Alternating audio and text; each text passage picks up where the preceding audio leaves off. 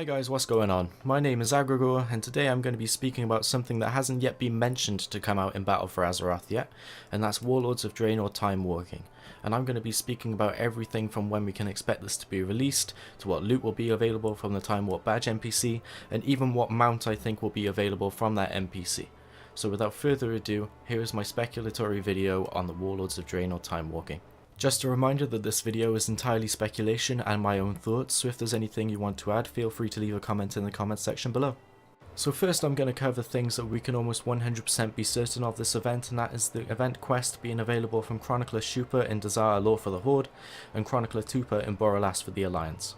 The last boss of the first dungeon you do during the event will give you a quest item to hand in to get 500 Time Warp badges, and completing the event quest will grant you Azeroth power and a cache of normal loot from the current raid.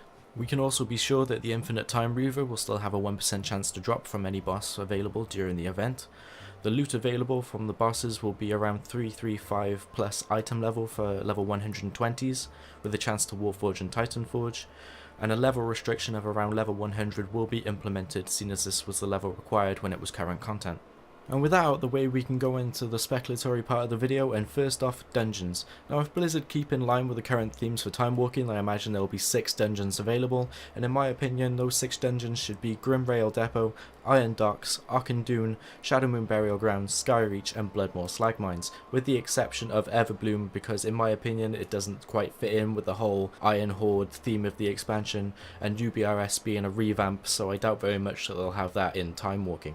I also think that the Time Warp Badge vendor will be in Ashran, so that's Warspear for the Horde and Storm Shield for the Alliance. You can almost expect the loot available from the Time Warp Badge vendors to be the same as the others, so you can expect new toys, pets, heirloom tokens, reputation tokens, so commendations possibly giving 300 rep each, WoD dungeon gear scale to item level 335 for level 120, so you can get some transmog items out of the way, and the possibility of a brand new mount for 5,000 tokens, and I've got a feeling I know what this mount will be, so stick around to the end of the video to find out. Now you may be asking yourself, Agrigor, when can we expect to see this? Well, I'll tell you. In 6.2 of Warlords of Draenor was the first time we saw time walking, with Burning Crusade, Wrath of the Lich King and Cataclysm time walkings implemented, and in 7.1.5 of Legion was the first time we saw Mr. Pandaria time walking implemented. So you can almost expect there to be a small patch, possibly 8.1.5, or in the big patch of 8.2, where we first see Warlords of Draenor time walking. They usually bring this sort of stuff out later on in the expansion rather than right at the start, to sort of pad out the later patches to make it seem like we're getting more than we're actually being given. So now that we've discussed the 100% certainties, the dungeons, the loot, the NPCs, and the possible release patch, now it's time to discuss the mounts. If you take a look at the other time walking events, the mounts available from the NPCs always tie in with that expansion's themes. Burning Crusade time walking, the Eclipse Dragonhawk. Dragonhawks are native to Quel'Thalas in lore, so Quel'Thalas being implemented and brought in the Burning Crusade as the Blood Elf starting zone fits in perfectly with Burning Crusade time walking. Again with Wrath of the Lich King and the Ironbound Wraith Charger. Wraith meaning ghost fits in with the Undead Scourge feel of the Wrath of the Lich King expansion. And for Mr. Pandaria, Yuli, Daughter of Jade, well, she's the offspring of Yulon, and being a Cloud Serpent also fits in with the Mr. Pandaria theme. So what could possibly be the mount for Warlords of Draenor time walking? It's also good to take into account that the previous mounts available from the NPCs have all been fly-in mounts, so sadly things like unused boar and wolf models from Warlords of Draenor are sadly off the table. I took this into account while researching some of the unused models from Warlords of Draenor, and if Blizzard were to stick with the themes of it being a flying mount that was available from the NPC, I originally thought it would be one of the recolored Dreadraven mounts, considering there were quite a few that were never available to players in game.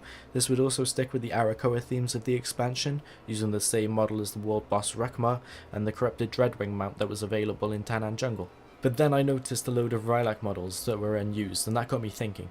Rylaks are native to Draenor in lore, so it fit perfectly with the expansion, and after having a look at some of the data mined models for Battle for Azeroth, it was there staring me right in the face.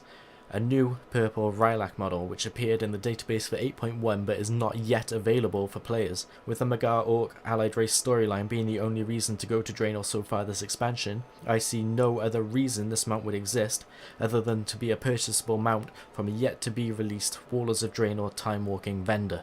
I really hope that this is the model they decide to use whenever they bring out Warlords of Draenor Timewalking. It is an absolutely stunning model, and Blizzard always seem to outdo themselves on their mount design, and that's been made apparent through Battle for Azeroth so far, so keep it up Blizzard, doing an absolutely amazing job.